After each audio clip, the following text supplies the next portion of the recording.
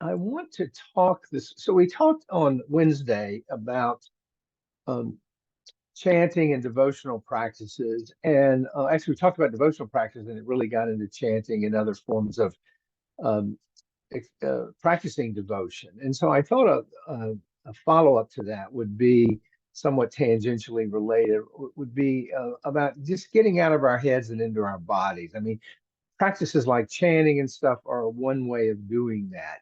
Because certainly in the West, in our culture, I think we spend way too much time in our heads, and often that's at the expense of being more tuned to our bodies. And this, our culture emphasizes this, that we use our minds for everything. But I would suggest that this leads to all kinds of suffering. And so, I lost my place here. Here we go.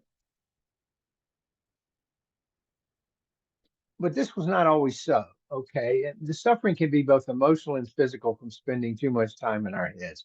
Evolutionary biologists, bear with me here. I'm a bit of a science nerd. Tell us that humans developed the area of the brain associated with speech to sing before we spoke. The belief is that humans sung before they talked. And what was interesting about this is that along with that area of the brain as it developed this ability to sing, also simultaneously in the same general area, we developed the ability to move our bodies in sync with rhythm. In other words, to dance, whether from singing, from drumming, from other forms of rhythm. So that, in other words, our movements corresponded when we were dancing, which, if you think about, dance is part of every culture, human culture on the earth, past and present, different forms, but it's common throughout humankind. And the movements corresponded to the speech regions of the brain.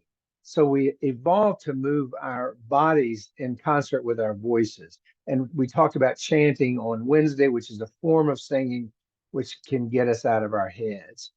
So with dance, whether it's whirling dervishes, whether it's five rhythms, some of you are familiar with that, which is often called a dancing meditation, or other forms of ecstatic dancing, or just dancing, we love to dance. It's hardwired into our brains.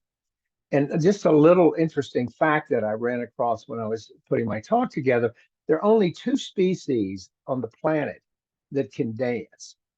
And this surprised me, and both have the ability for vocal speech, members of the parrot family and human beings. And with that in mind, I want to just share something with you. Some of you may have seen this. This is Snowball. He is a member of the cockatoo family, which is a member of the parrot family. And let me find Snowball and share my screen. Wait a second. Um, I love this video, so just bear with me. Can you see that? Let's see, where's Snowball? Oh, shoot, I hope this, oh, shoot, wait a second. No, that's not it. Oh, wait, that's the A. And wait a minute, bear with me here. So much for my technology. Get rid of the cheese ad here. There he goes.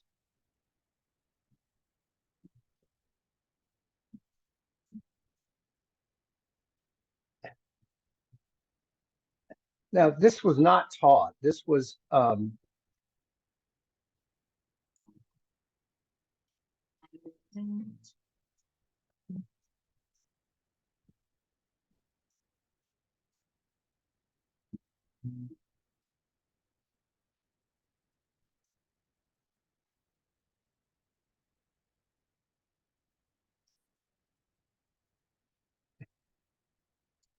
so I couldn't resist sharing that because it was just too cool.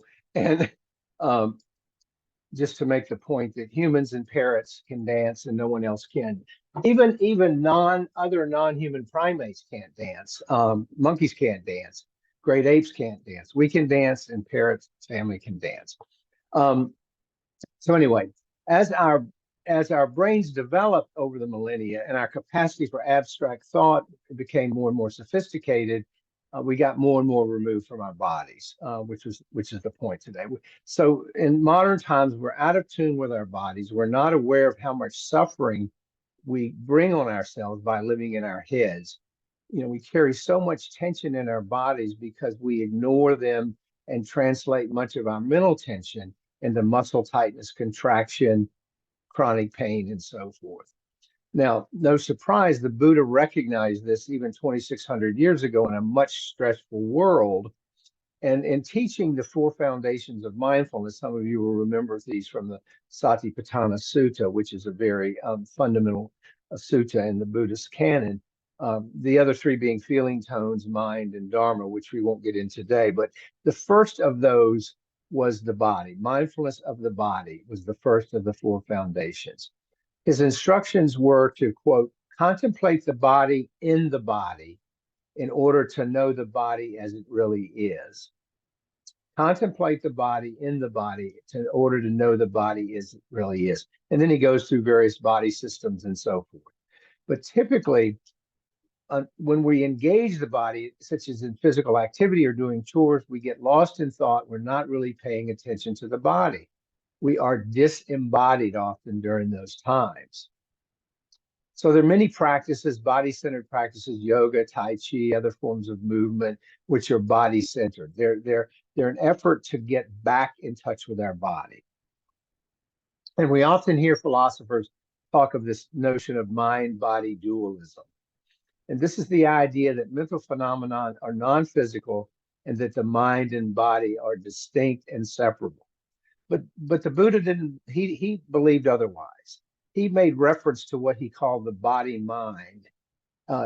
Body-mind is an inseparable entity that are mutually dependent, that can't be separated out. In other words, our practice is a whole body experience, which includes both body and mind.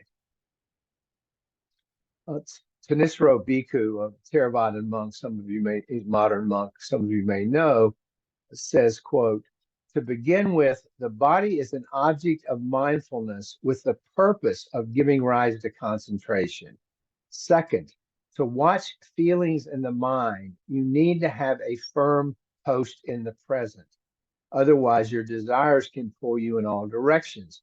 The body is what provides that post from which you begin to understand the mind.